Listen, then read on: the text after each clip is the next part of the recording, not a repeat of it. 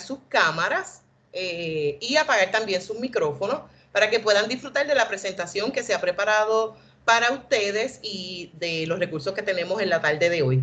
Así que recuerden, bien importante, apagar sus cámaras y poner sus teléfonos o sus aparatos en modo speaker, ¿verdad? Para que puedan auricular o para que puedan escuchar mejor toda la información que les vamos a traer en la tarde de hoy. Así que bienvenidos a todos. Mi nombre es Liliana Mojica, desde la Unidad Central Este, y voy a estar compartiendo con ustedes en esta tarde, como les dije, tercera edición del programa Yo Puedo en Casa de la Sociedad Americana contra el Cáncer de Puerto Rico, presentado por nuestros amigos de Janssen del grupo de compañías farmacéuticas Johnson & Johnson.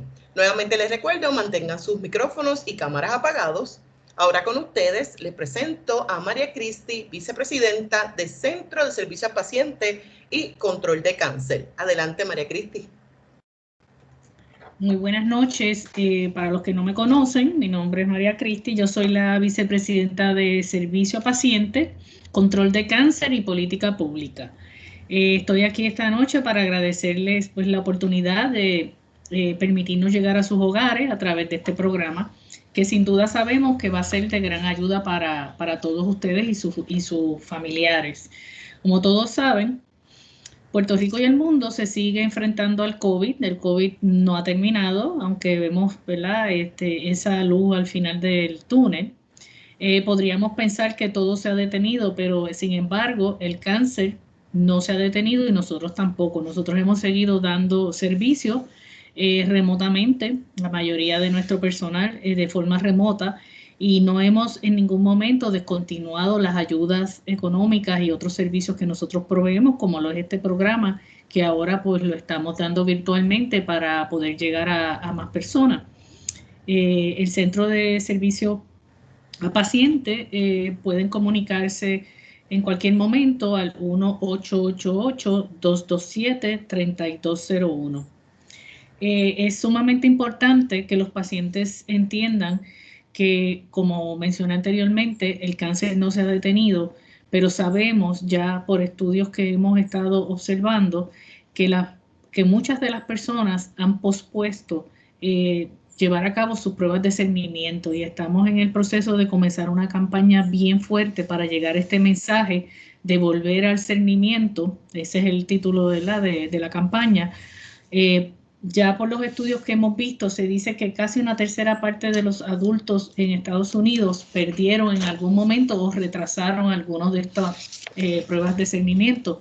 Así es que tenemos que retomar esto como misión durante este año para evitar que los pacientes sean diagnosticados más tarde y eventualmente pues tener un aumento en muertes. El programa Yo Puedo inició en Puerto Rico en el 1985 por una voluntaria muy querida por nosotros, doña Ivette Castro de Vélez, que en paz descanse.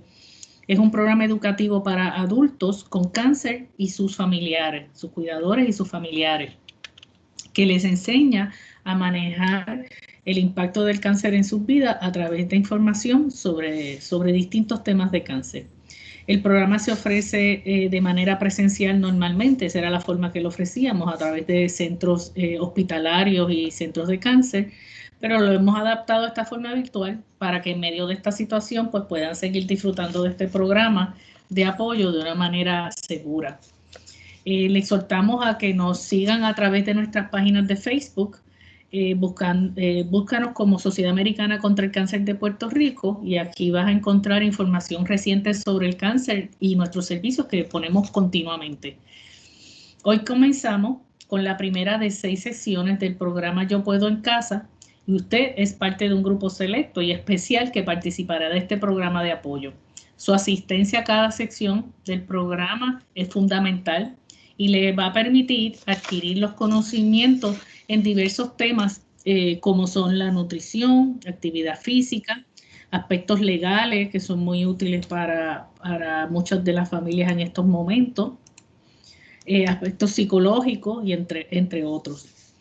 Por favor, le vamos a solicitar que mantengan sus micrófonos apagados, como le dijo Liliana, nuestro equipo le va a mantener informado a través del grupo de WhatsApp o correo electrónico. Recuerden completar, bien importante, el cuestionario al final de la sección, y al finalizar el conferenciante abriremos una sección de preguntas y respuestas. Si desean, pues pueden ir escribiendo sus preguntas a través del chat. En estos momentos les quiero presentar a nuestra amiga y colaboradora, una de las personas responsables de que este programa fuese posible y la segunda vez que son nuestros auspiciadores, la señora Lisa Cerda, gerente de oncología, quien nos compartirá unas palabras por parte de Janssen, que es la compañía auspiciadora del programa Yo Puedo en Casa esta noche. Adelante, Lisa.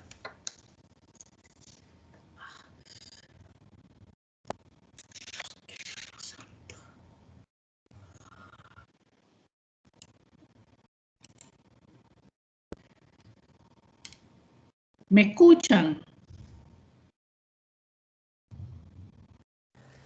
Sí, María Cristi. Te escuchamos, María Cristi. ¿Me escucharon hasta el final? Porque de momento como que se me desconectó. No, aquí está Lisa con nosotros, ok.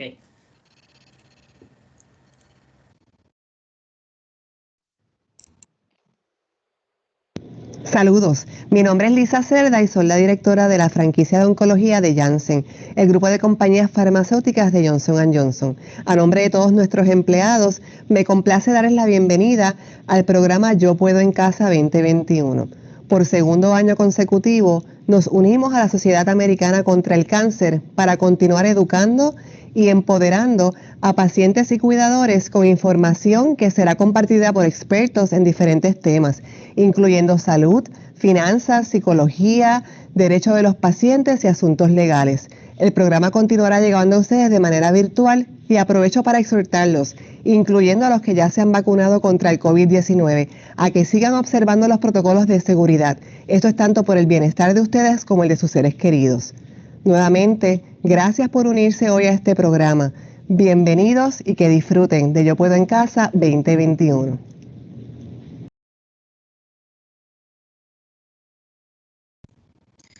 Muchas gracias, Lisa. Es un privilegio, ¿verdad?, el poder contar con aliados como ustedes. Y sin más preámbulo, pues vamos a presentar en estos momentos al doctor Sixto Pérez, presidente de la Asociación de Hematología y Oncología Médica de Puerto Rico, miembro de nuestra Junta de Directores, quien estará hablándonos sobre qué es el cáncer. El doctor Sixto Pérez obtuvo su bachillerato en biología en la Universidad de Puerto Rico y luego proceder a completar su grado de doctor en medicina en la Universidad también de Puerto Rico. Una vez graduado de medicina, procede a completar su especialidad en medicina interna en los hospitales afiliados a la universidad, culminando como jefe de residentes o chief residence de ese programa de entrenamiento. Al finalizar la especialidad, continuó una subespecialidad en hematología y oncología médica en la misma Universidad de Puerto Rico. El programa de subespecialidad en hematología y oncología de la Universidad de Puerto Rico estaba enfocado en el área de investigación clínica y por lo tanto en ese momento se encontraba afiliado al Dana-Farber Cancer Institute de la Universidad de Harvard. Al tener un interés particular en el área de investigación clínica, tuvo la oportunidad de trasladarse al Dana-Farber con el propósito de adquirir experiencia y destrezas en el área del desarrollo de la investigación clínica en el tema de cáncer. Una vez completada su subespecialidad, comenzó en la práctica privada de hematología y oncología médica en el área metropolitana. Es además catedrático auxiliar de hematología y oncología médica en el Departamento de Medicina de la Universidad de Puerto Rico. Y tengo que añadir que es un gran colaborador y aliado en nuestra gesta de política pública. Él y yo hemos dado muchas batallas y hemos visitado muchos legisladores protegiendo proyectos y apoyando proyectos que son en beneficio, ¿verdad?, a los pacientes de cáncer, incluyendo la ley 79 que fue aprobada este año, que es sumamente importante, y él les puede hablar un poquito de eso, pero ha sido un gran colaborador nuestro durante los pasados años y esperamos poderlo tener muchas veces más con nosotros. Así es que adelante, doctor Sixto, y bienvenido.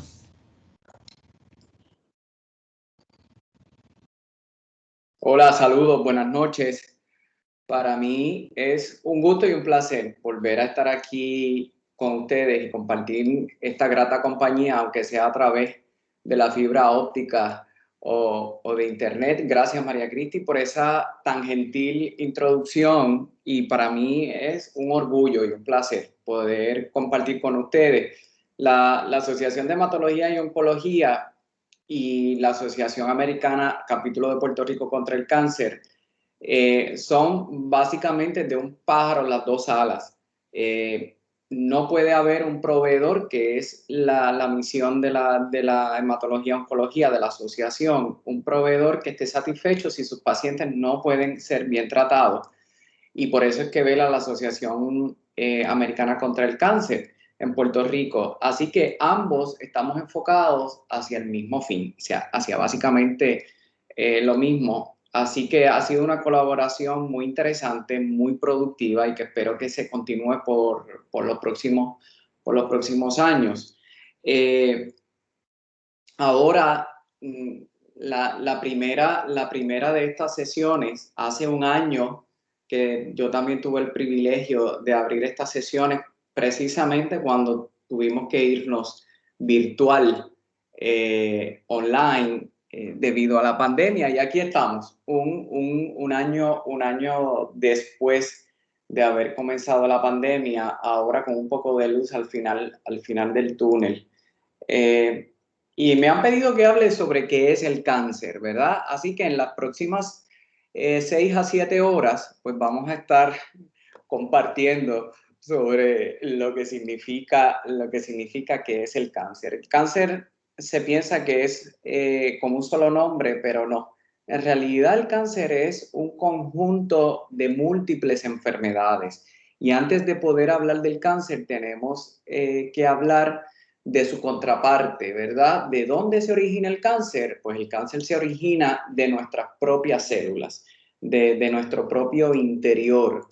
Todas nuestras células, absolutamente todas las células que componen nuestro organismo, nacen, viven y mueren con una función muy particular. Ya todas nuestras células, las de la piel, las del pulmón, las del hígado, las del cerebro, ellas nacen con unas instrucciones muy claras y específicas de lo que tienen que hacer a través de toda su vida. Es por eso que las células del hígado se dedican sola y exclusivamente a la absorción de nutrientes, al metabolismo y al desecho de los desperdicios. Las células de la piel se dedican a protegernos, las del pulmón a poder absorber oxígeno del aire. Así que todas ellas son muy limitadas en esa función y en esa particular instrucción que traen ya dentro de sí. También son muy respetuosas del vecino. Son células que crecen hasta un punto y entonces dejan de crecer para cumplir su función. Si todas crecieran sin control, pues seríamos todos un hígado completo, o seríamos todos un pulmón. Así que hay una relación de altruismo, de comunidad entre todas esas células que se respetan unas a las otras. Para poder llevar a cabo su función, pues estas células, las que componen nuestro cuerpo, tienen unas instrucciones que cuando llegan a cierto punto de vida en su existencia y que ya se entienden, no pueden seguir llevando a cabalidad la función para la cual vinieron diseñadas, entonces ellas deciden morir.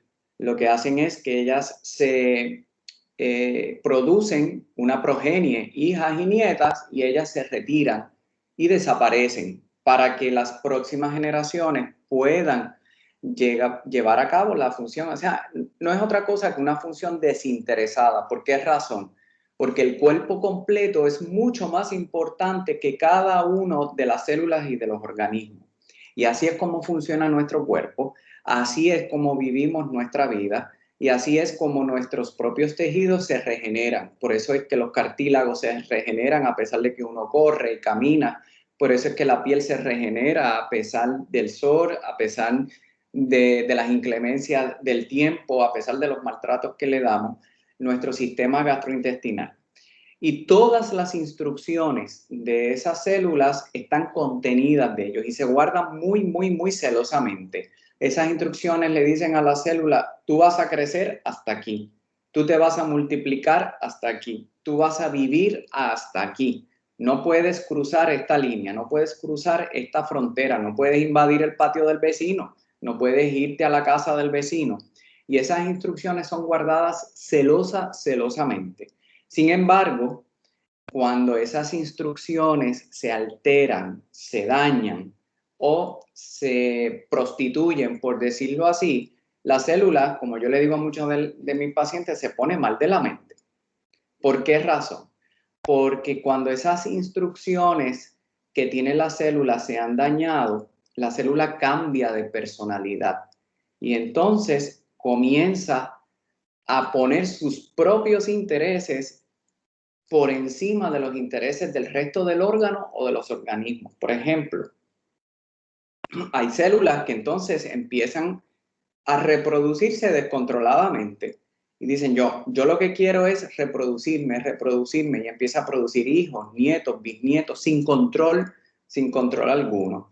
Otras dicen yo morirme, dejar de existir, no, y activa los mecanismos que tienen nuestras células para ser inmortales, para vivir como siempre. Y entonces empieza a ocurrir un crecimiento descontrolado. Y como no hay cama para tanta gente, muchas de esas células, cuando ya no caben en su entorno, empiezan a invadir el patio del vecino, la casa del vecino. Y ya ese órgano empieza a hacer algo disfuncional. Ya se rompe el equilibrio, ya se rompe el balance que existe en ese órgano. Y a eso es lo que le llamamos un cáncer. Todo cáncer no es otra cosa que un crecimiento desmedido, descontrolado de una célula que no está respetando sus instrucciones. ¿Qué es lo que sucede en esas instrucciones? Que se llama nuestro material genético, nuestro ADN, en inglés DNA. ¿Por qué se dañan esas instrucciones? Pues esa es la gran pregunta. Pero a forma fácil de explicarlo, si usted se pone a escribir su nombre en un papel, empieza por la parte de arriba y empieza a hacer su firma y la repite 100 veces, compare la primera firma con la última firma. Usted se va a dar cuenta que no se parece. Y es que entre más usted repite algo, más probabilidades hay de que cometa algún error. Pues eso mismo le pasa al material genético de la célula. A veces cuando se está multiplicando o cuando se está duplicando, hay pequeños errores que si no se corrigen a tiempo, y nuestras células tienen un mecanismo espectacular de corrección y muy celosamente guardado, si eso no se corrige a tiempo y ese error se perpetúa, puede dar una instrucción equivocada que en vez de decir párate y no crezcas más, dice no, sigue creciendo. Y ahí básicamente es donde empieza el origen del cáncer. Por lo tanto, cada vez que hay un crecimiento desmedido en un órgano, pues se llama una neoplasia, un cáncer.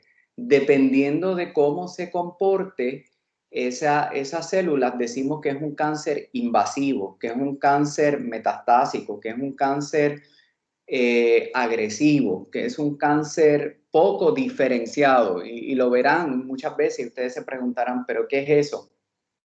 Eso no es otra cosa que cuán diferente es esa célula de su contraparte normal. Yo a veces le digo a los pacientes, imagine que si son muy jóvenes quizás no se acuerdan, pero había una película que se llamaba Los Gremlins, que eran unos animalitos que eran de lo más simpáticos siempre y cuando no les cayera agua después de la medianoche y se transformaban en una contraparte fea, mala, abusiva. Pues básicamente eso es lo que pasa con nuestras células.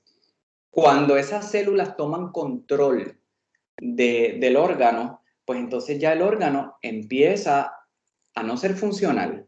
Si todas esas células cuyo interés lo que tienen es crecer e invadir el patio del vecino y moverse hacia otro lado, por ejemplo en el hígado, pues ya el hígado no es capaz de llevar a cabo su función. Y ahí empiezan los síntomas. Lo mismo sucede en el cáncer de mama. Lo mismo ocurre en el tejido del colon. Y dependiendo de qué órgano se originan este grupo de células es el nombre que se le da. Por eso es que se dice que el cáncer son muchas enfermedades, porque de cada órgano de nuestro sistema es capaz de generar un cáncer.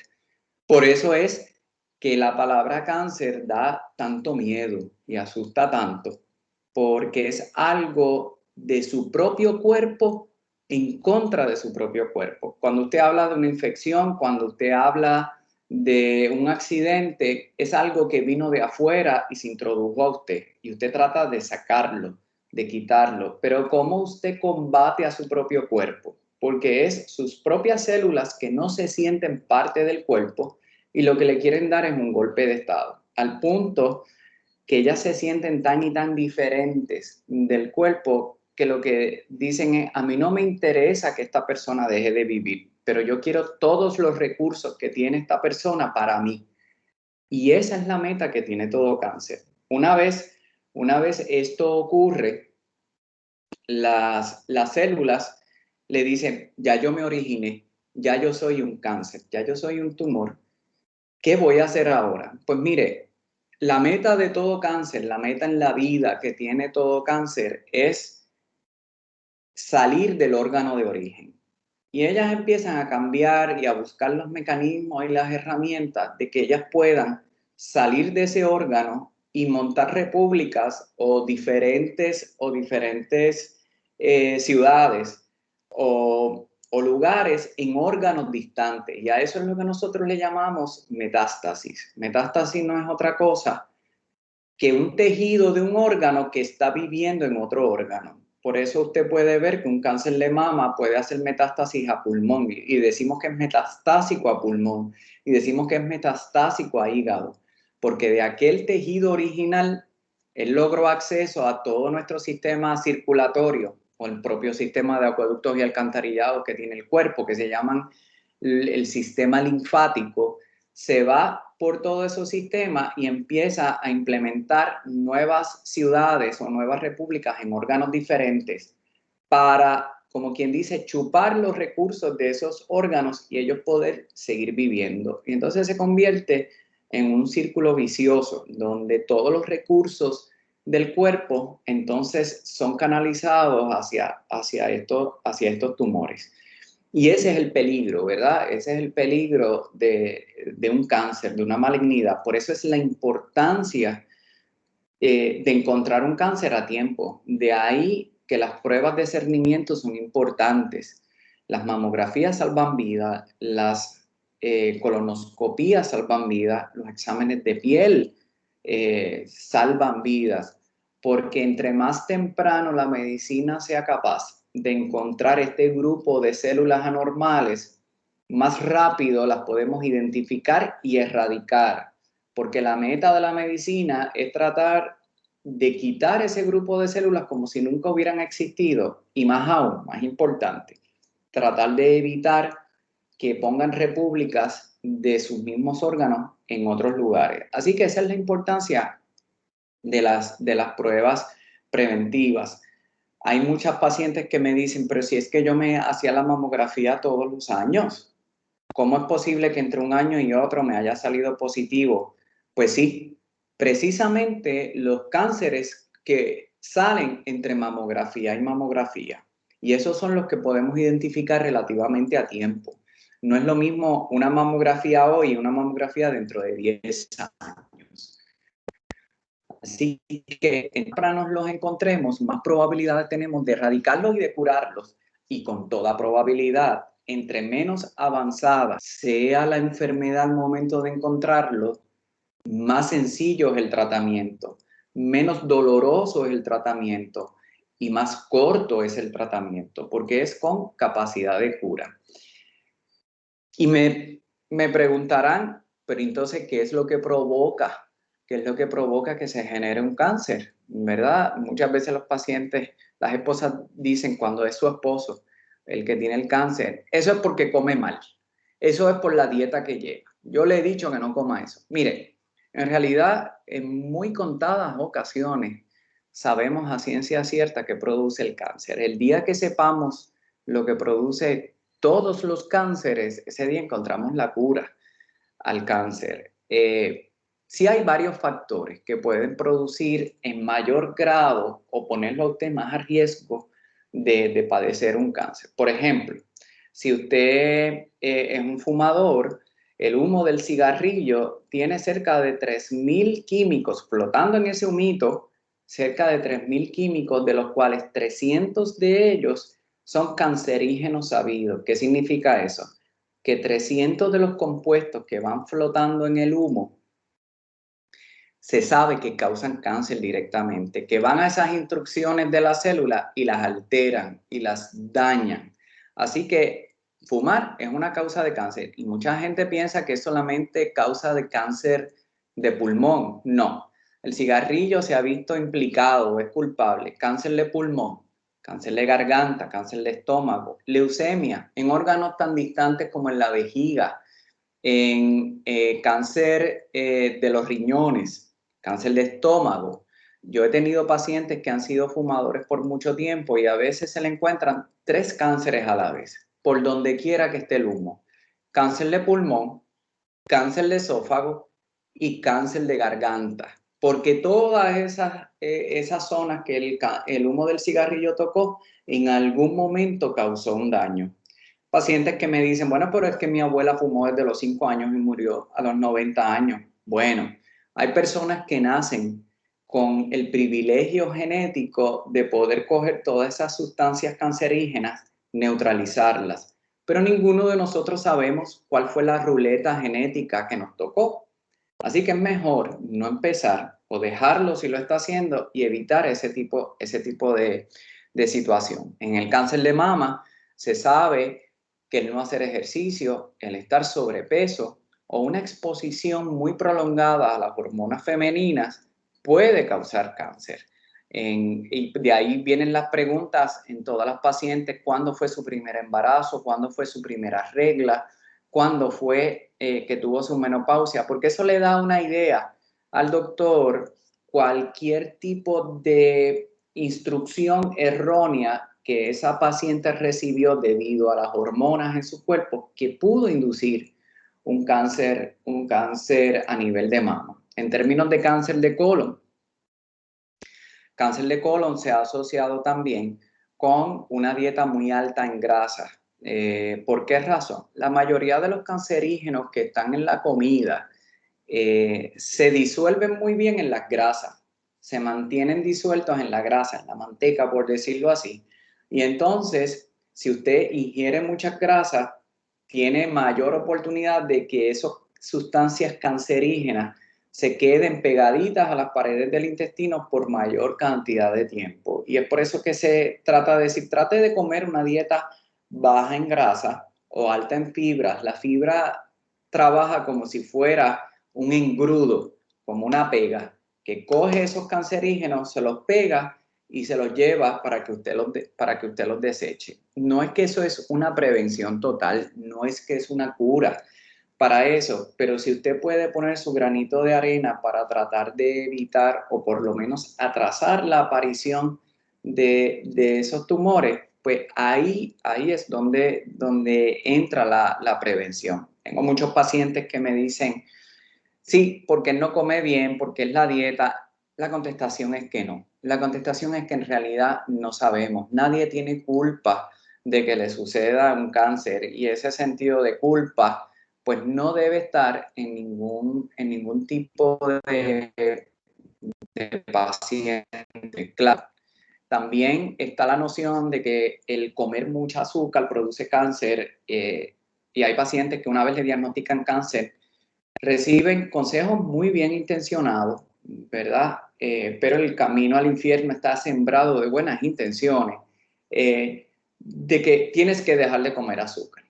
No puedes comer azúcar porque el azúcar y los carbohidratos alimentan el cáncer.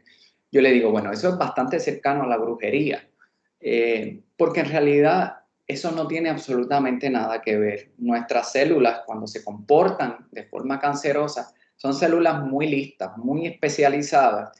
Y como yo les dije, ellas lo que quieren es seguir creciendo y multiplicándose e invadiendo. Así que ellas no tienen tiempo para estar digiriendo proteínas, grasas, así que ellas se dedican a alimentarse de lo más fácil, que son los carbohidratos.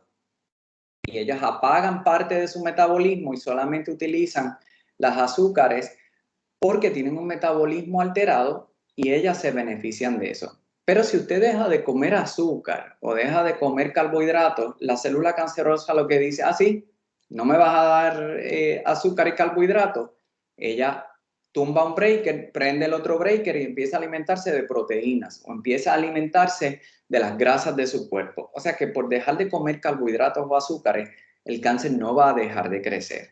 Por darle un ejemplo, las células de nuestro cerebro son células extremadamente especializadas, las neuronas.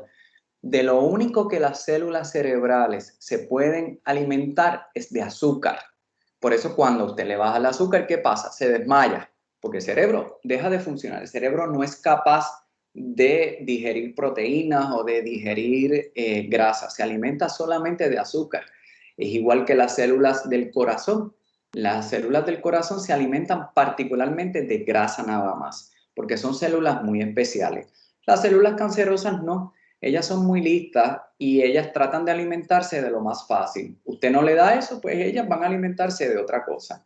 Así que si tiene algún familiar con cáncer o algo así, quiere comerse el Snickers, dele el Snickers, dele el chocolate Dove, porque no le va a pasar nada, todo con prudencia, ¿verdad? Este efecto en el metabolismo de las células cancerosas se descubrió hace muchos años y se llama el efecto Warburg. O sea, sí, sabemos que eso sucede, pero por dejar de comer carbohidratos no significa que le va a ir mejor en la terapia o que el cáncer va a dejar de crecer. Y quería hacer énfasis en eso, porque a veces le es más difícil al paciente que ha sido diagnosticado con cáncer, le es más difícil bregar o trabajar con el entorno familiar, ¿verdad? Con los buenos consejos, tienes que comer esto, tienes que hacer esto, tienes que tomarte este té, tienes que tomarte lo otro, o ay bendito, te sientes bien, ay Dios mío, ¿qué es lo que te pasa? Le es más difícil bregar con ese sentimiento de impotencia y de que todos los ojos están enfocados que con el propio diagnóstico. Y a pesar de que el cáncer es un diagnóstico que asusta, que aterra, porque es nuestro propio cuerpo en contra de nuestro propio cuerpo, tampoco podemos hacerlo el centro de nuestra vida. Es una enfermedad seria, para lo cual hay tratamientos. Hay unos tratamientos que son mucho más sencillos y hay tratamientos que son un poquito más largos. Así que básicamente esa es en forma general de lo que es el cáncer. Sin embargo, van a preguntarse, una vez hacemos el diagnóstico de cáncer, ahí cuando se habla con el oncólogo o con otros subespecialistas, le dice, bueno, pues está en etapa 1, en etapa 2, en etapa 3, en etapa 4. ¿Qué es lo que significa? ¿Qué verdaderamente significa esto? Mire, eso eso se llama el estadiaje o el estadio del cáncer, que no es otra cosa que una definición de cuán temprana o cuán avanzada está la enfermedad al momento del diagnóstico. Entre más temprana sea la enfermedad, entiéndase que está localizada al órgano, pues más bajito es el estadio. Así que en forma general, no siempre aplica esto, en estadios 1 o estadios 2, estadio 1 es cuando la enfermedad está limitada al órgano. Cuando el cáncer de mama, por dar un ejemplo, está limitado al seno. Cuando el cáncer es limitado al intestino nada más. Ya un estadio 2 es cuando es un poco más grande el tumor o quizás ha logrado caminar a la vecindad, al tejido alrededor. Todavía curable, todavía lo podemos tratar. Estadio 3 es cuando ya ha caminado más allá del patio del vecino y está en el pueblo del lado. Ya es un poco más complicado tratarlo porque va a requerir un tratamiento más intenso, va a requerir mayor intervención de otros subespecialistas y un tratamiento quizás mucho más prolongado. Todavía hasta estadio 3 decimos que es un cáncer cuyas terapias van con el propósito de curar, de erradicar de nuestro cuerpo y de nuestro organismo. Estadio 4 es lo más avanzado, ¿verdad? Y es donde el cáncer no se limitó al órgano, no se limitó al patio del vecino, no se limitó al pueblo cercano, sino que está en otro país ya. Ya logró viajar a otros órganos, a otro país. Ya cuando esto ocurre, decimos, mira, eso significa que las células tuvieron la oportunidad de viajar, de moverse por todo nuestro sistema circulatorio, dejando semillas por los diferentes órganos. Y quizás estamos viendo una metástasis en el hígado o estamos viendo otra metástasis en el pulmón, pero sabemos que hay más enfermedad porque significa que del seno al hígado, para esa célula poder brincar ahí, no fue caminando, ella fue a través de la sangre. Así que deben haber células sembraditas y calladitas en algún otro lugar que no estamos viendo. Y es por eso que hay que dar, en la mayoría de los casos, quimioterapia, porque ahí tratamos lo que vemos y lo que no vemos, ¿verdad? Utilizamos la sangre como vehículo de transporte para llevar esa medicina en contra de las células. En la gran mayoría de los casos, cuando decimos que un paciente tiene enfermedad metastásica o está en estadio 4, decimos que la medicina no es capaz de curarlo, no es capaz de, con una varita mágica, ¿verdad?, hacer desaparecer esta enfermedad como si nunca hubiera existido. Tengo que hacer un paréntesis y hay enfermedades que, aunque estén en estadios muy avanzados, metastásicos, son totalmente curables.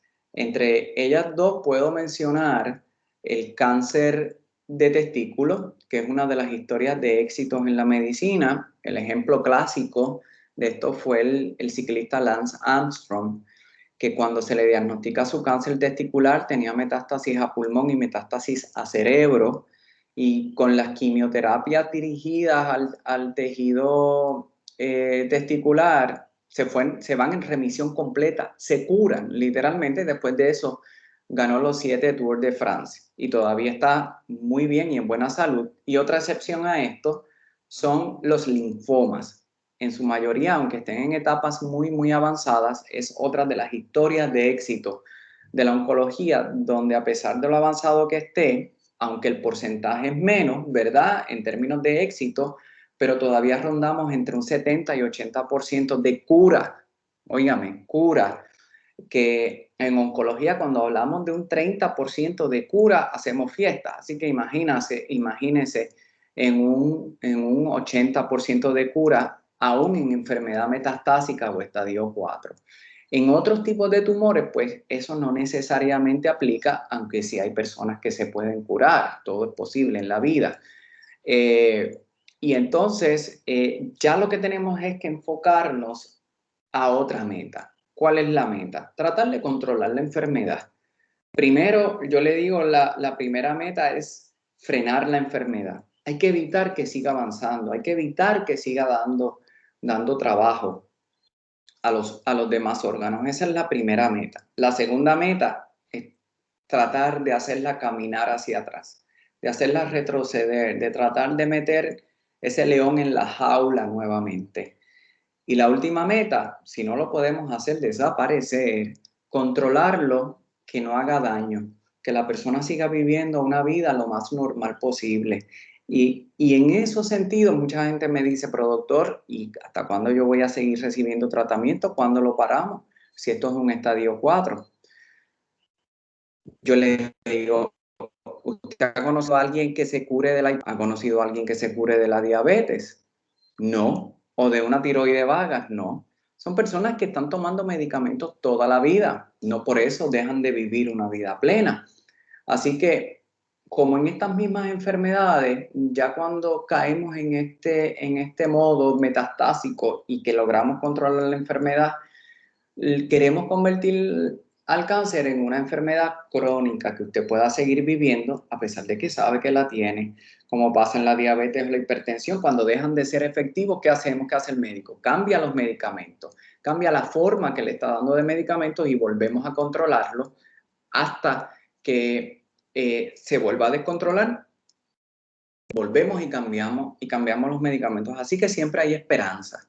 si no es de una cura inmediata o total, es de un control a largo plazo. ¿Cómo se trata el cáncer? ¿Verdad? Ya lo diagnosticamos, ya sabemos cuán avanzado o cuán localizado está.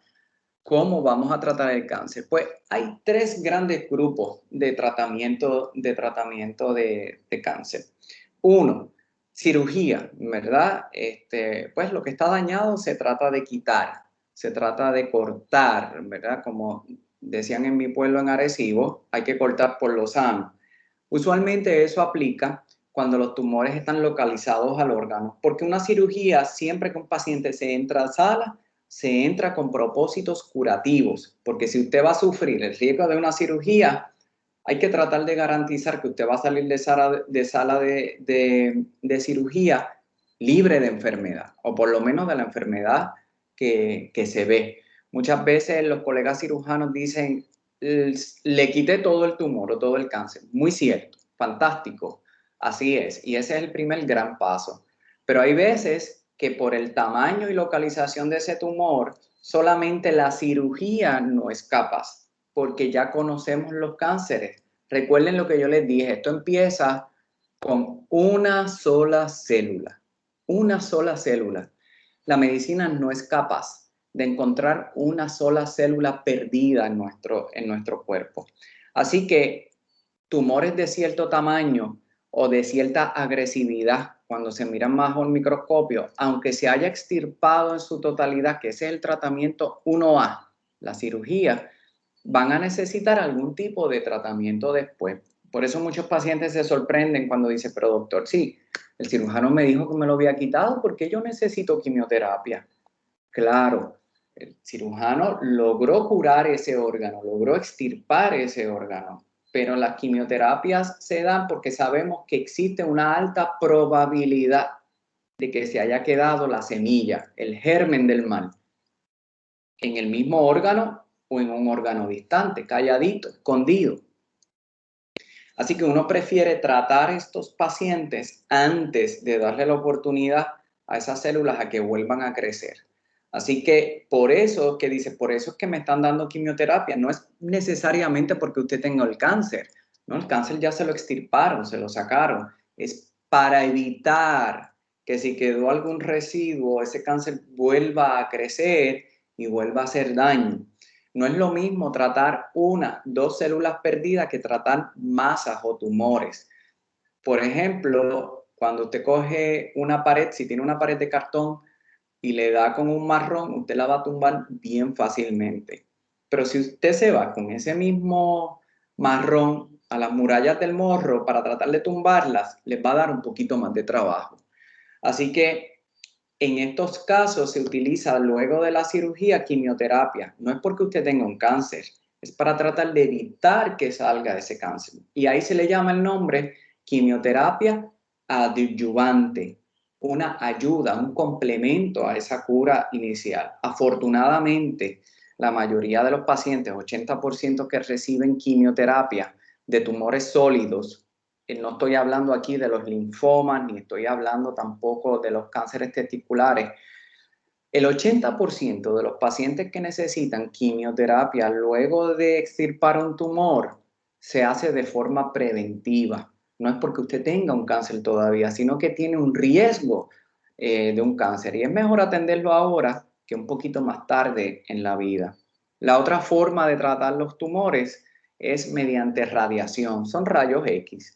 Rayos X que van dirigidos del tumor y se utiliza para lugares donde el tumor está localizado. Muchas veces para tratar de reducirlo en tamaño, como ocurre en cánceres de pulmón, tratar de reducirlo en tamaño y que sea operable, o para combinar ese tratamiento con otras modalidades de tratamiento y atacar el tumor por diferentes lugares. Usted ataca el tumor de frente, por los lados y por espalda.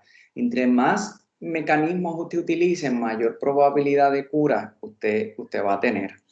Muchas veces todos estos tipos de tratamientos se utilizan en conjunto, por la misma razón que le dije. Entre más usted los combine, mayor es la probabilidad de que pueda eliminar alguna célula que se haya quedado por ahí. Aún en pacientes cuya enfermedad no es curable, que están en etapas metastásicas, se usa una cierta combinación de estos medicamentos o tratamientos para tratar de controlar mucho mejor el tumor o los tumores.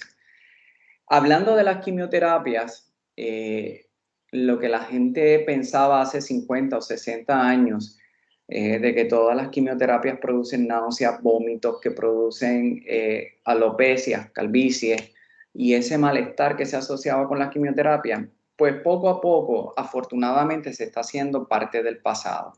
A medida que hemos evolucionado, hemos empezado a aprender, ¿verdad?, qué es lo que pasa en esas células, qué es lo que se ha dañado en esas células de nuestro organismo, y si logramos encontrar qué es lo que se ha dañado, hemos podido lograr hacer la herramienta que arregla eso. Es por eso que hoy en día hay 3 tipos de quimioterapia. Está lo que se llama la quimioterapia convencional, que es la que todos conocemos, como la que va dirigida a eliminar las células cancerosas, la famosa colorá, la que es amarilla, otras que son blancas, las que se asocian con la caída del cabello, con náuseas y vómitos. No es que están pasadas de moda, tienen un rol importantísimo todavía. Pero hay otro tipo de modalidad de quimioterapia que se llama terapia biológica, y es donde hemos logrado desarrollar unos anticuerpos en el laboratorio que reconocen la cara de la célula maligna. Y cuando le inyectamos esto al paciente, esos anticuerpos van por toda nuestra sangre buscando el rostro de esa célula maligna y se pegan a ellas y automáticamente las desinflan. Son como las banderillas que le ponen a los toros en la lidia, la marcan esa célula como mala. Y eso es lo que se llama terapia biológica. Ahí se utiliza, por ejemplo, el Herceptin, el Rituxan, son ejemplos de terapias biológicas, son proteínas, son anticuerpos que van a ayudar a las quimioterapias a combatir ese cáncer. Hay otra modalidad mucho más reciente que se llama la inmunoterapia. Es parte del tratamiento de la oncología. Y es que se ha visto que las células malignas, al ser tan listas y tan inteligentes, ellas saben que si nuestro propio sistema de defensa las reconoce como células malignas, nuestro sistema inmunológico las va a destruir. Pues, ¿qué ellas hacen? Se disfrazan. Ellas se ponen una máscara y pasan como células buenas. Así que cuando el sistema inmunológico está pasando revista, ellas presentan su pasaporte con su cara falsa y el sistema inmunológico dice, pues usted puede seguir viviendo, usted puede seguir pasando.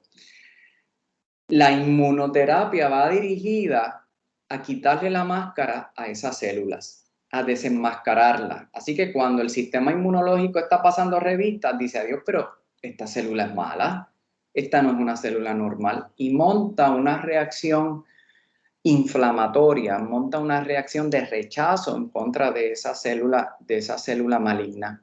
Hemos visto soluciones magníficas y adelantos con esta nueva modalidad que antes eran impensables. Lo hemos visto en melanoma, lo hemos visto en cánceres de pulmón, lo hemos visto últimamente en cáncer de colon, y hasta se ha podido utilizar en algunos linfomas. ¿Que cada una de estas es la cura del cáncer? La contestación es que no. La contestación es que el secreto está en la combinación y que la medicina cada día avanza más para producir nuevos medicamentos para combatir cánceres que todavía nos tenían maniatados. Y eso es lo que ha pasado últimamente con esta evolución. Estamos viviendo una época espectacular en el descubrimiento de nuevos medicamentos, y es una época llena de esperanza para tratar de combatir este conjunto, ¿verdad?, de enfermedades que se llama cáncer. ¿Que vamos a encontrar la cura al cáncer? Probablemente no. Probablemente no encontremos la erradicación de lo que se llama cáncer. El cáncer es parte de la naturaleza humana, es parte de lo que nos mantiene vivos. Así que siempre va a estar con nosotros. Ahora, que cuando aparece lo podamos curar o cuando no lo podemos curar, lo podamos controlar, claro que sí. Siempre, siempre, siempre, siempre hay esperanza. Y no solamente esperanza, sino que no puede haber desasosiego, no puede haber confusión. Las enfermedades serias se toman con tranquilidad, se toman con paz, porque si usted se confunde y empieza a huir y a buscar de todos lados, a veces puede retrasar hasta el tratamiento. Pregúntele a su médico. Todas las dudas, apúntela en una libreta. No empiece a buscar, a veces Internet ayuda, pero Internet no discrimina, ¿verdad? Entre lo bueno y lo malo. Y yo he tenido pacientes que llegan donde mí con 3 semanas sin haber dormido por una información que buscaron pensando que ya tenían una leucemia y en realidad lo que tenían era un cambio normal en su sangre después de haber pasado una infección viral. Así que busque consejo, busque ayuda, busque balance, extremadamente importante. El ser humano no se compone solamente de lo físico. Busque balance de la familia, busque balance espiritual, busque esa paz interna. Hay un escrito muy interesante de un emperador romano de hace muchos siglos atrás que se llamaba Marco Aurelio, que él decía que lo que no puede dañar mi alma ni mis principios no me asusta, porque mi cuerpo será pasajero, pero mi alma no. Así que siempre hay que mantener ese balance y ese mensaje de esperanza. Así que básicamente los he convertido en unos expertos y expertas ya. Básicamente saben lo que sabe un oncólogo sobre cáncer, sobre qué es el cáncer, ¿verdad? Aquello me estoy enfrentando.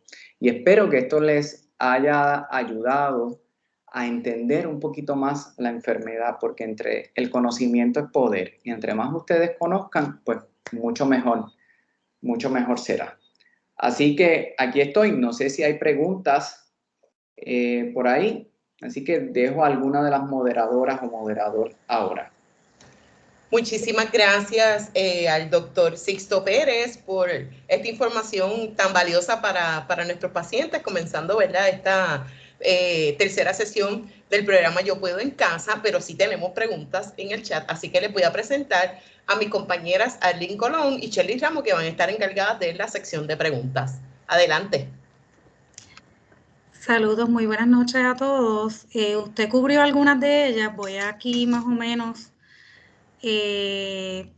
Camil pregunta, escribe, a mí me operaron de un pólipo y salió canceroso, pero no me dieron ningún tratamiento y al año me salió cáncer de seno. Me pregunto si se puede haber evitado con una quimio preventiva desde que me lo detectaron con el pólipo.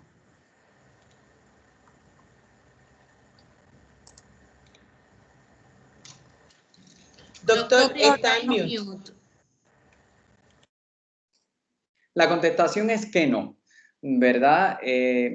Esa misma pregunta, y es una excelente pregunta, a veces cuando uno tiene un choque, uno dice, ay, si yo hubiera cogido por la otra luz, o por qué no me atrasé un poquito más y no hubiera tenido, o quizás no hubiera tenido ese accidente de haberlo sabido, ¿verdad? Pero no. Usualmente cuando se encuentran pólipos y hay células malignas en ese pólipo, con extirparlos solamente es más que suficiente.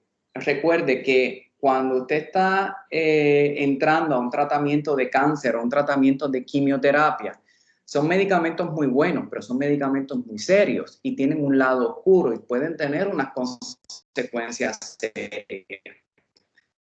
Cuando usted recomienda un tratamiento de quimioterapia, usted tiene que estar convencido que el beneficio que ese paciente va a obtener es mucho mayor que los efectos secundarios que vayan a tener. Usualmente cuando encontramos células cancerosas en un pólipo, que pueda ser en un pólipo de intestino o en un papiloma del seno, se extirpa y con extirparlo es más que suficiente. El que le haya surgido un cáncer de mama después, simple y llanamente, fue por el privilegio de estar viva. ¿verdad? Ese es el riesgo principal de padecer un cáncer. El riesgo principal de padecer un cáncer es estar vivo. Y gracias a que contamos con las tecnologías de identificarlo, pues en su gran mayoría son tratables. Buenas noches, mi nombre es Arlene Colón. Gracias, doctor, por siempre aceptar la invitación y sé que siempre nos dice que sí. Así que ya contestó casi todas las preguntas, pero una de las preguntas que más nos hacen últimamente es, ¿me debo vacunar? ¿Cuál sería su consejo? Fantástico. Mi consejo, todo el mundo debe de vacunarse, absolutamente todo el mundo, más los pacientes de cáncer, los que hayan padecido de cáncer, los que estén en tratamiento activo de cáncer. Hemos tenido el privilegio, ¿verdad?, de vivir en una época donde la ciencia médica es capaz de identificar organismos infecciosos como este virus y de desarrollar mecanismos que estimulen nuestro propio sistema de defensa. Hay muchas teorías de conspiración por ahí, que si esa vacuna no es segura, que si esa vacuna la hicieron muy rápido, que si no protege. No, es una vacuna extremadamente segura. ¿Por qué se hizo tan rápido? Mire, porque por primera vez en la historia científica de la humanidad se borraron todas las fronteras y todos los científicos del mundo se pusieron en colaboración. Siempre ha existido celos entre países, yo no voy a revelar mis secretos, yo no voy a revelar lo que yo sé. Aquí se borraron todas las fronteras, se pusieron en coordinación todos los científicos del mundo, compartiendo información por la premura que se necesitaba. Y en los estudios clínicos, por primera vez en la historia del desarrollo de vacunas, hubo tanta cantidad de gente voluntaria para probar las vacunas. En el primer estudio hubo cerca de 60,000 personas voluntarias para probar la efectividad y la seguridad.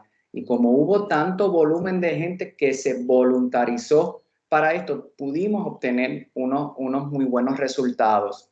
Efectos secundarios, no, esto no es un virus atenuado. Esto es una tecnología de lo que se llama RNA, donde a usted lo que le inyectan son unas mini instrucciones para que la célula de su músculo del brazo genere lo que sería la careta del virus. No el virus, su célula produce la proteína del virus y ya su sistema inmunológico aprende a reconocerlo.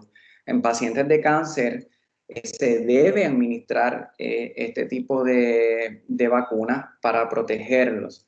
¿Por qué razón? La probabilidad de morir de un COVID en un paciente que no está en quimioterapia o que no está de cáncer se acerca 1 en 10 o 1 en 20. La probabilidad de usted padecer un efecto secundario de esta vacuna es 1 casi en 1,000,000. Así que si a mí me dan a escoger, yo me voy con la de 1 en 1,000,000 y no la de morirme de 1 en 10 o una en 20. Lo que se ha hablado de pacientes de cáncer sobre la vacuna es que los pacientes, cuando están recibiendo quimioterapia, su sistema inmunológico baja un poco, incluyendo aquellos de trasplante, y no es que el paciente esté a mayor riesgo de complicaciones por la vacuna, es que quizás la respuesta inmunológica, la inmunidad que desarrolla ese paciente no sea tan alta como la de un paciente que no está recibiendo quimioterapia. Pero la contestación es sí, hay que vacunarse. Gracias, doctor. Aquí tenemos otra preguntita. Durante la quimio, ¿cuál es la forma de mantener las defensas altas? Hay varias formas, ¿verdad? A veces es imposible porque la propia naturaleza de la quimioterapia, los mecanismos que tiene, por ejemplo, en un linfoma o en una leucemia, es bajar todo ese sistema inmunológico, todas esas células que están anormales, con la esperanza de que cuando vuelvan a crecer, lo que crezcan sean células normales. En tumores sólidos, cáncer de mama, de colon, etcétera, etcétera, aunque la mayoría de los tratamientos van dirigidos a la célula maligna como tal, no son una bala de plata y pueden afectar células que se multiplican con mucha rapidez en nuestro organismo. ¿Qué tipo de células son esas? Las células que producen el cabello, el folículo del pelo, las células que revisten nuestro sistema gastrointestinal. De ahí que cuando se da quimioterapia puede haber calvicie, puede haber náuseas y vómitos. Y las células que también se reproducen muy rápido son las células de nuestro sistema inmunológico. Hay varias formas. Número 1, tratar de descansar lo más posible. 2, existen medicinas e inyecciones que para ciertos tipos de quimioterapia que sabemos que van a deprimir mucho el sistema inmunológico, se le pueden inyectar al paciente luego del tratamiento para tratar de evitar que esas defensas bajen mucho. Más que evitar de que bajen mucho las defensas, es evitar la contaminación cuando las defensas están bajas. Así que hay más formas de pelar un gato, por decirlo así, no debería decir eso, de un pollo, que mantener las defensas altas. Si no podemos evitar que esas defensas bajen, porque siempre van a bajar, pues usted lo que va a hacer es usted se va a proteger. Usted va a tratar de evitar contacto con personas que estén enfermas, usted siempre se va a lavar las manos, usted, si están muy bajas las defensas, trate de comer alimentos que estén bien cocidos, siempre no vaya a lugares de alto riesgo como hospitales, funerarias, reuniones familiares de mucha gente. Trate de evitar un poquito, ¿verdad?, los contactos con niños pequeños. Recuerde que los niños pequeños están generando su inmunidad y tienen viruses y tienen catarros que ya nosotros perdimos las defensas contra eso. No es que se aleje totalmente de la familia, es mantener prudencia y mantener discreción. Aquí tenemos otra que ¿realmente te hace la genética más susceptible a desarrollar cáncer? Sí, la contestación es que sí. Todavía no sabemos, ¿verdad?, qué gen o qué tipo de combinación genética lo hace a uno más susceptible. Y es bien importante lo que voy a decir. A veces nuestra herencia, nuestra constitución genética nos hace más vulnerables a padecer un cáncer. No significa que vayamos a padecer un cáncer. Por eso es que usted no lo puede modificar. Los genes que le dio su papá y su mamá, usted no los puede cambiar. Usted lo que puede cambiar es otras cosas que pueden activar esos genes. Una calidad de vida saludable, el ejercicio, la dieta, evitar fumar, evitar coger mucho sol. Los síndromes genéticos de cáncer son afortunadamente muy pocos, ¿verdad? De esos podemos hablar, por ejemplo, los famosos BRCA, los BRCA, que se ven en ciertos grupos étnicos de descendencia nórdica de Europa o de ciertos grupos de descendencia judía, y son muy poco prevalentes. Aún en los pacientes que tienen este tipo de mutación, no significa, ¿verdad?, que usted va a tener un cáncer de mama, un cáncer de ovario o un cáncer de tetilla, ¿verdad?, de cáncer de mama en el varón. Es que existe quizás una tendencia mayor a eso. Mucha gente dice, pero es que yo tengo un historial muy fuerte en mi familia, mis abuelos, mis papás. Los síndromes familiares de cáncer también son bien raros. Tienen que recordar que a veces a muchas personas en una misma familia hay muchos diagnósticos de cáncer y no significa que haya una herencia de cáncer. Otras personas me dicen, es que es imposible que yo tenga un cáncer. Nadie en mi familia ha tenido cáncer. Pues le tocó, porque el riesgo es estar vivo. A todos nos puede suceder. Ok, muchas gracias, doctor. Aquí tenemos a Magali Medina, que nos escribe: hace un mes le diagnosticaron cáncer de vejiga con metástasis en el área de la vejiga. El cáncer se llama carcinoma pobremente diferenciado. Le gustaría saber más sobre el tipo de cáncer. Sí, el cáncer de vejiga no es muy frecuente, pero no es que sea desconocido, ¿verdad?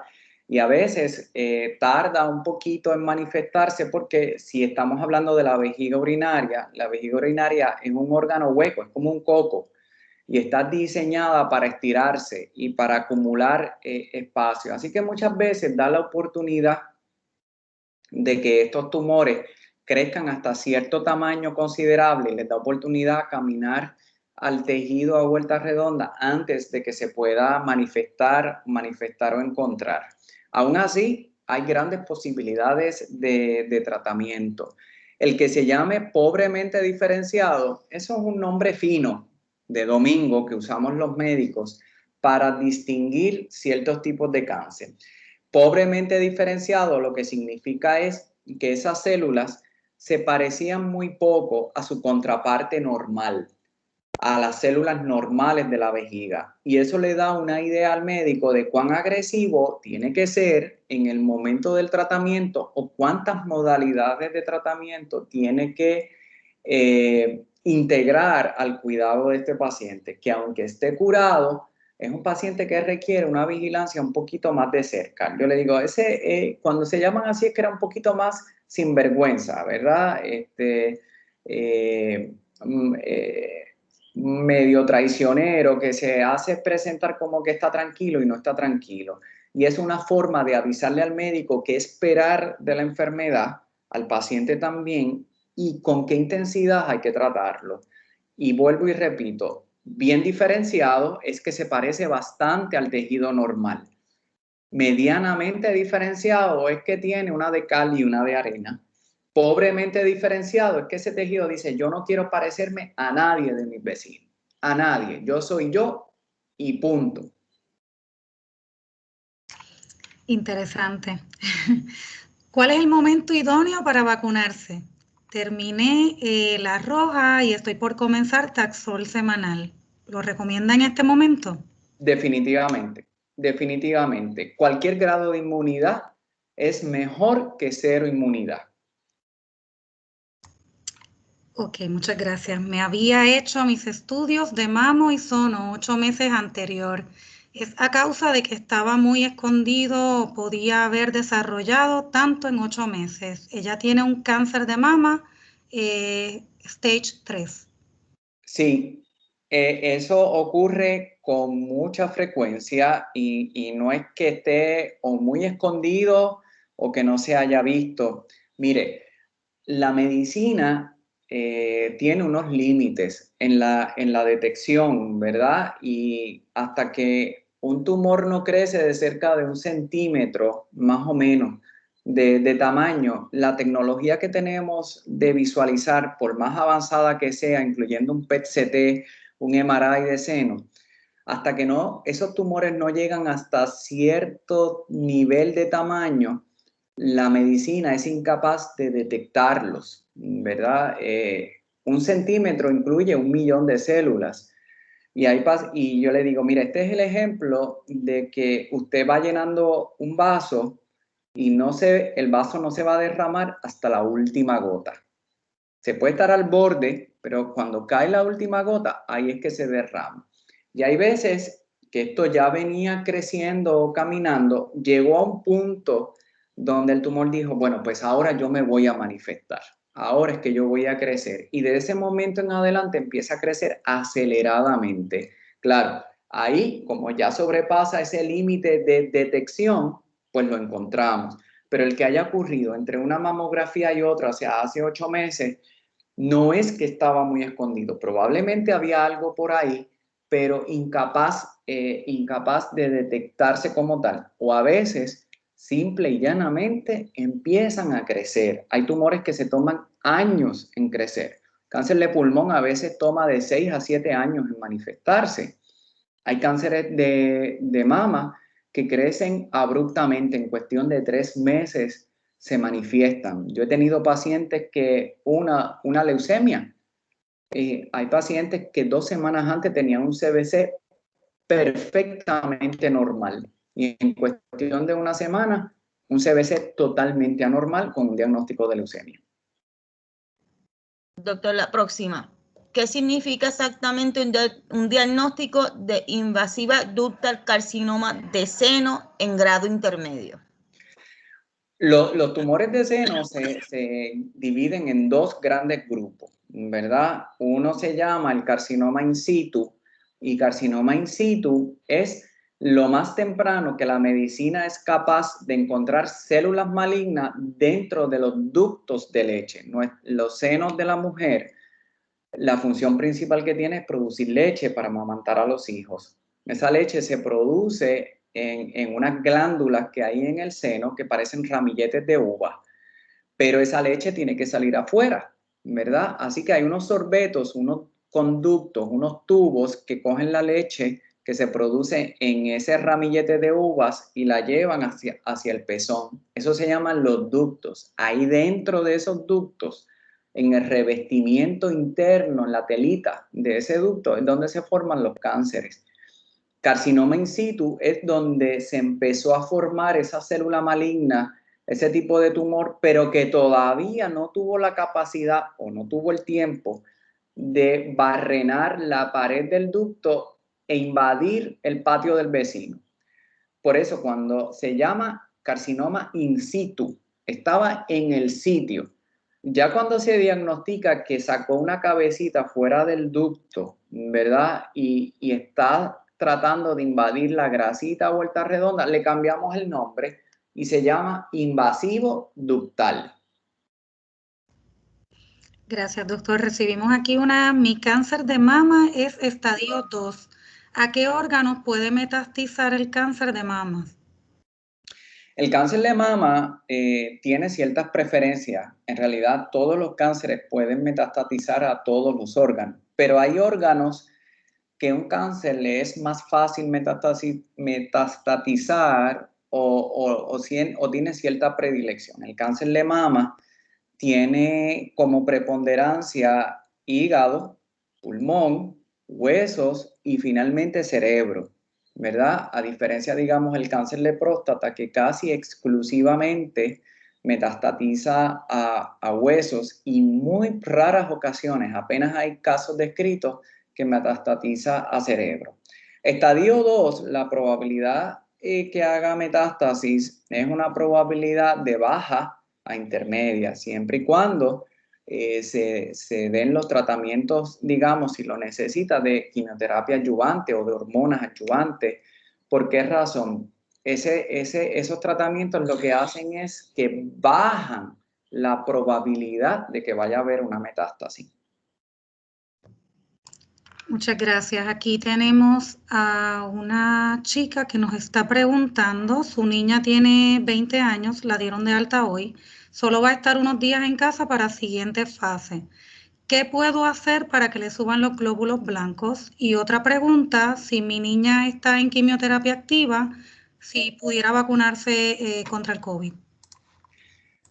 No sé cuál es el diagnóstico, pero por la impresión que me dice y la edad, y estuvo hospitalizada, me da la impresión que es algún tipo de malignidad a nivel sanguínea, ¿verdad? En realidad, esa es la pregunta de los 64,000 chavitos en términos que puedo hacer para subir los glóbulos blancos. En realidad, nada. Los glóbulos blancos van a subir por sí mismos. Ya eso está determinado en la propia naturaleza de los glóbulos blancos. Que lo que tenemos que hacer es protegernos durante el periodo que los glóbulos blancos estén bajitos. No hay comida, no hay jugo, no hay té, no hay suplemento vitamínico que haga que los glóbulos blancos suban más rápido. Es protegernos mientras ese sistema de defensa está bajito. Y esa es una pregunta muy interesante. En términos de la vacuna, si darle la vacuna entre una y otra de los tratamientos, los pacientes de leucemia, si es lo que estamos hablando de leucemia, o de algún otro tipo de tumor que requiera una quimioterapia extremadamente potente, que barre todo el sistema de defensa, el problema no es la vacuna, el problema es la efectividad, ¿verdad? Que haya una contraindicación para vacunarla, la respuesta es no, no la hay. Que esa vacuna vaya a ser efectiva, ¿verdad? Si sus blancos están en cero, su sistema de defensa está en cero, pues ahí eso es una incógnita. Doctor, tenemos aquí una pregunta que habla del cáncer de seno con los receptores triple negativos. Sí. El cáncer de seno, vamos a hablar primero qué son los receptores, ¿verdad? Los famosos receptores de estrógeno y progesterona. Los senos en la mujer crecen porque el tejido mamario, el tejido que está en las tetillas, ¿verdad? Tiene unas antenitas que responden a la hormona femenina, al estrógeno. Las muchachas producen estrógeno de los ovarios. Y cuando el estrógeno se pega a esas antenitas, le empiezan a crecer los senos y a desarrollar los senos. Por eso nosotros los varones tenemos la capacidad de desarrollar senos, porque justo detrás de la tetilla existe un tejido que responde al estrógeno. Los varones, como no tenemos estrógeno, pues no nos crecen los senos, no se desarrollan los senos. Y el que un tumor de mama sea positivo a receptor de estrógeno, lo que significa es que todavía ese tumor, a pesar de que es un tumor, retiene ciertas características de su contraparte normal, del tejido del seno normal, y todavía puede responder al estímulo de crecimiento del estrógeno. Así que significa dos cosas. Uno, que todavía se parece al tejido normal, y dos, que tenemos una herramienta para combatirlo. Y es dándole un bloqueador de estrógeno, porque si damos la famosa pastillita de los 5 años, lo que hace es bloquear el efecto que el estrógeno pueda tener en alguna célula maligna para darle instrucciones que se multiplique. Un cáncer de mama que es triple negativo, eso significa que es negativo para los receptores de estrógeno, no tiene la antenita de estrógeno para recibir la hormona, no tiene la antenita para recibir la progesterona, ni tampoco tiene la antenita del Herceptin, significa que es una célula que básicamente no se parece en nada a su contraparte normal. Es como el pobremente diferenciado. Dijo, yo no me quiero parecer a mis primos, yo quiero ser diferente. Y es un tipo de tumor que tiende a ser un poquito más sinvergüenza y traicionero, así que hay que tratarlo ya con un poquito más de agresividad y suspicacia. Aquí tenemos, ya estamos próximos a terminar, doctor, con las preguntas, pero aquí tenemos otra. ¿Qué medicamentos son más efectivos para evitar las náuseas? La gran pregunta también. Ahí cada persona es un universo aparte, como cada paciente es un universo aparte. Hay ciertas guías, ¿verdad? Para ciertas combinaciones de quimioterapias, dar ciertos medicamentos antináuseas. Existen los clásicos, ¿verdad? Que son los ondansetron, los famosos Sofran, Aloxi, etcétera, etcétera, que van dirigidos a nuestro cerebro. Recuerden, la náusea está producida cuando muchas de estas quimioterapias penetran a nuestro nivel cerebral y nuestro cerebro identifica como que una sustancia química está entrando a nuestro cuerpo y la respuesta es vomitar, la respuesta es sacarla del organismo.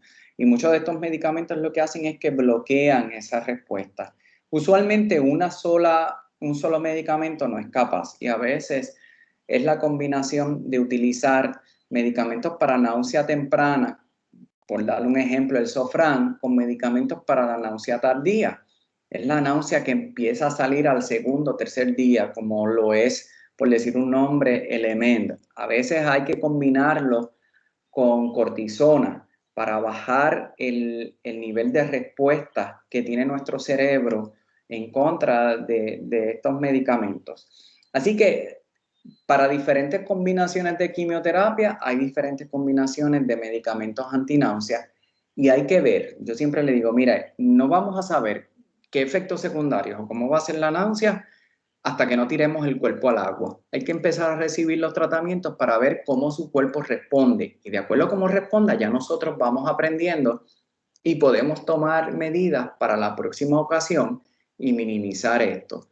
En términos de qué evitar, ¿verdad? ¿Qué usted puede hacer en la casa para evitar las náuseas? Los testes de jengibre son buenísimos. Eso está probado médicamente. Son buenísimos para evitar las náuseas. Los testes de jengibre a veces los pueden inclusive hacer un té, le echa 2 clavitos de clavos de especia y ayudan mucho a entonar el estómago.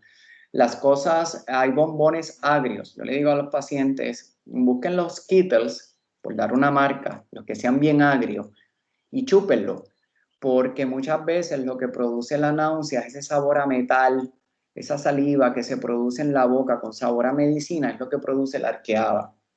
Los cítricos, el oler un limón o unos Skittles ayuda a cortar ese sabor de la náusea y abortar el proceso de vomitar.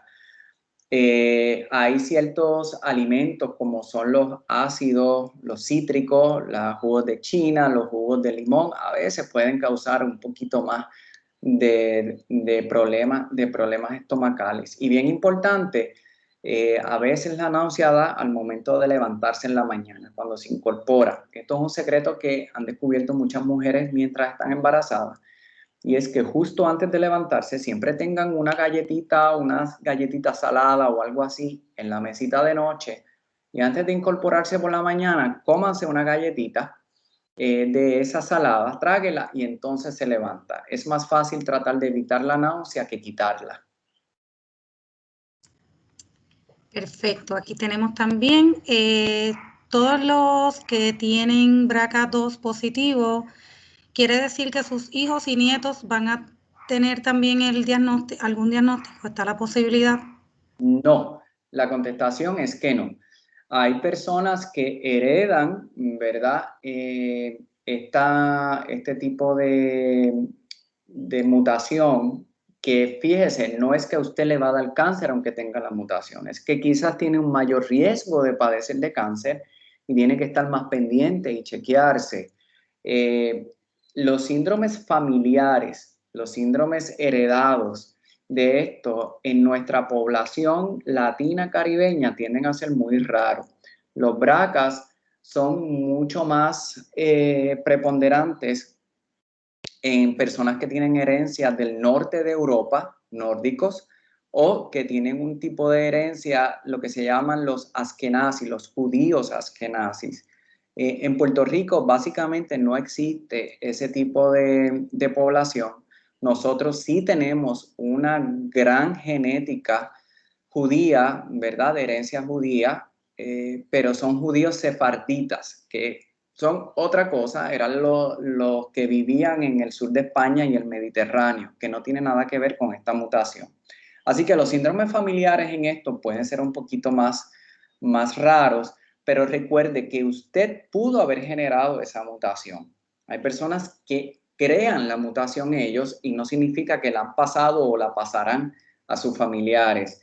Que las personas que tienen este síndrome usualmente se identifican como pacientes que en el mismo paciente han tenido cáncer de mama y ovario, que en la familia ha habido en familiares cercanos, hermanos, padres e hijos, cáncer de tetilla, cáncer de ovario o cáncer de mama, y ahí se identifica que hay un patrón familiar. En aquellos que no es así, a pesar de que alguien haya salido con este tipo de mutación, pudo haber sido una mutación de la persona, no familiar, no heredada, y no pasa a los demás. Pero siempre la prudencia es buena. Pacientes que son familiares, digamos, hijos de personas que han sido diagnosticadas con BRCA positivo y a ellos les ha dado, o sea, a la persona, a la mamá o al papá le ha dado, digamos, un cáncer de tetilla o le ha dado un cáncer de seno, lo que se recomienda es que la primera mamografía se haga 10 años antes del momento de diagnóstico de su familiar. Por ejemplo, si a su familiar con BRCA positivo lo diagnosticaron con cáncer a los 40 años, pues su primera mamografía debe ser a los 30 años. Si todo salió bien, pues entonces continuamos nuestro cuidado de rutina. Si a usted le diagnosticaron lo que se llama un Lynch síndrome, que es bastante común, esto tiene que ver con cáncer de colon, lo que se recomienda es que si a su familiar lo diagnosticaron a los 50 años, usted se hace su primera colonoscopia a los 40. Si todo salió bien, la próxima será a los 50. Muchas gracias, doctor. Y con la última que tenemos aquí, tengo cáncer del pulmón, estadio 3. ¿Qué significa? Eso, básicamente, estadio 3 de pulmón, lo que significa es que el tumor no está limitado, ¿verdad?, a pulmón de origen. ya ese tumor lo que hizo fue que envió ciertos mensajeros, no solamente al patio del vecino, sino al pueblo vecino. Realmente es cuando hay nódulos positivos en el centro del pecho entre los dos pulmones, dependiendo la localización de ese tipo de nódulo. Hay varias subdivisiones en cáncer de pulmón estadio 3, subdivisiones que es 3A, 3B, puede ser hasta 3C. Y eso lo que le da una idea al médico es, este paciente es candidato a una cirugía en este momento o es candidato a una cirugía con carácter curativo si yo le doy quimioterapia o radioterapia antes de, para reducirlo en tamaño y entonces hacerlo operable.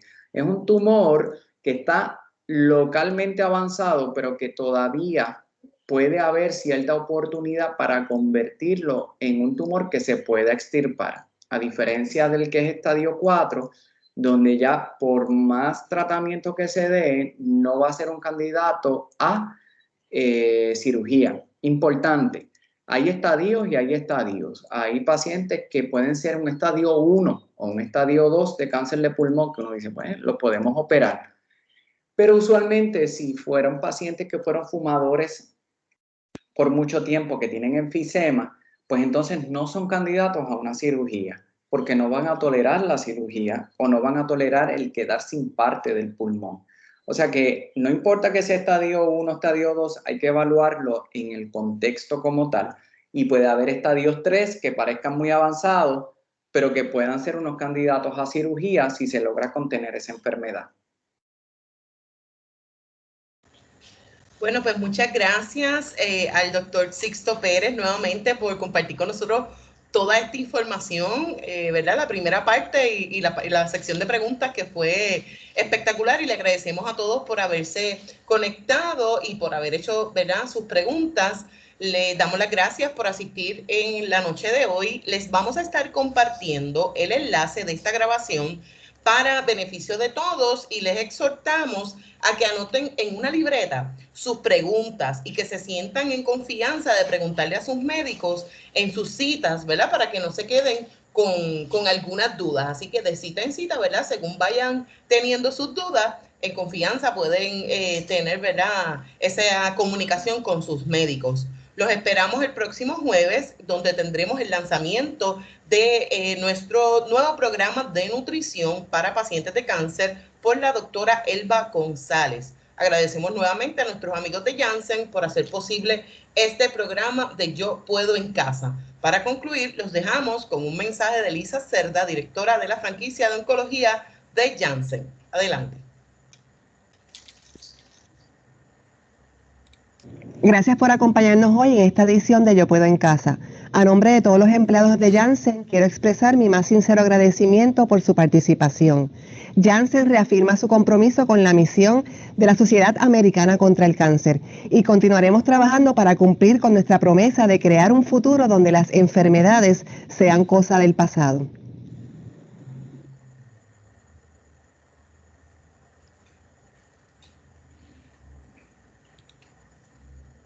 Muchísimas gracias a todos, que tengan una hermosa noche. Les compartimos en el chat el link donde pueden accesar a la encuesta, así que todos pueden accesar a ella a través del chat. Muchísimas gracias, que tengan una hermosa noche.